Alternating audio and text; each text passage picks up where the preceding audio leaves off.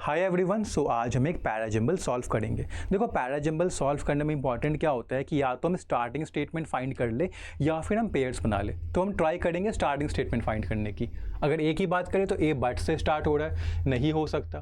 B की बात करें, from chatbots to medical diagnostics, यानी चैटबॉट से लेकर मेडिकल डायग्नोस्टिक्स तक AI tools are increasingly being integrated into various sectors. AI tools का बहुत ज़्यादा स्तर पे हर सेक्टर में यूज़ हो रहा है। ठीक है, हो सकता है, बिल्कुल सही है, एक इंडिपेंडेंट आइडिया है, हमारा स्टार्टिंग स्टेटमेंट बन सकता है। सी की बात करें, the rise of artificial intelligence, जो आर्टिफिशियल इंटेलिजेंस का जो राइज है, जिस कदर वो डेवलप हो रहा है, बढ़ रहा है, हैज़ स्पार्क्ड एक्साइटमेंट। इसने एक्साइटमेंट क्रिएट कर दिया है अबाउट इट्स पोटेंशियल। किसके रिगार्डिंग एक्साइटमेंट क्रिएट किया? तो जो एआई का पोटेंशियल है, जो उसकी कैपेबिलिटी है, किस चीज़ को लेके, टू ट्रांसफॉर्म इंडस्ट्रीज को चेंज करने की, तो उसको लेके एक्साइटमेंट क्रिएट हो गया। अब ये भी हमारा फर्स्ट स्टेटमेंट हो सकता है, क्योंकि ये भी एक इंडिपेंडेंट आइडिया ही कन्वे कर रहा है कि आर्टिफिशियल इंटेलिजेंस का राइज हुआ, इंक्रीज हुआ है, उससे एक्साइटमेंट जनरेट हो गई है।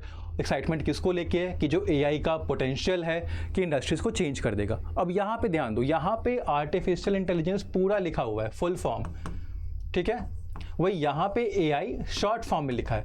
हमेशा फुल फॉर्म पहले आता है शॉर्ट फॉर्म के। तो अब ये हमारा नहीं हो सकता, क्योंकि ये इसके बाद आएगा, तो ये फर्स्ट स्टेटमेंट भी नहीं हो सकता। डी की बात करें, डी दे से स्टार्ट हो रहा है, ये वैसे भी नहीं होता। और ई की बात करें, in recent years this optimism, this लगा हुआ है, कौन सा ऑप्टिमिज्म वी डोंट नो, तो ये भी नहीं हो सकता। तो हमें हमारा फर्स्ट स्टार्टिंग स्टेटमेंट मिल गया, जो कि सी है। सी में क्या हुआ है कि आर्टिफिशियल इंटेलिजेंस ने एक्साइटमेंट क्रिएट की है उसके अपने पोटेंशियल को लेके, कि वो ट्रांसफॉर्म कर सकता है, इंडस्ट्रीज को चेंज कर सकता है।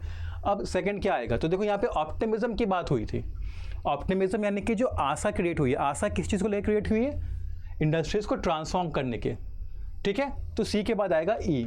सी में क्या हुआ कि आर्टिफिशियल इंटेलिजेंस इंक्रीज कर रहा है, उससे एक्साइटमेंट हो गया है। एक्साइटमेंट किसके रिगार्डिंग है? तो जो कैपेबिलिटी है एआई की इंडस्ट्रीज को ट्रांसफॉर्म करने से, ये जो पोटेंशियल है, इससे एक ऑप्टिमिज्म जनरेट हुआ है, आशा बनी है कि हाँ इंडस्ट्रीज और अच्छी हो जाएंगी।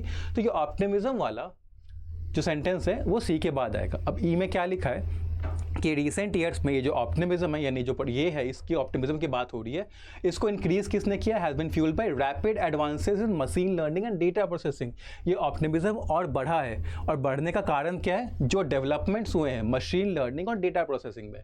अब किन डेवलपमेंट्स की बात हुई है? तो वो रहा बी में, हमें बताया गया है कि डेवलपमेंट्स कहाँ कहाँ हुए हैं। तो चैटबॉट्स, मेडिकल डायग्नोस्टिक्स है, डेवलपमेंट्स हैं, और ये हर सेक्टर्स में हुए हैं। तो सी ई के बाद बी आएगा।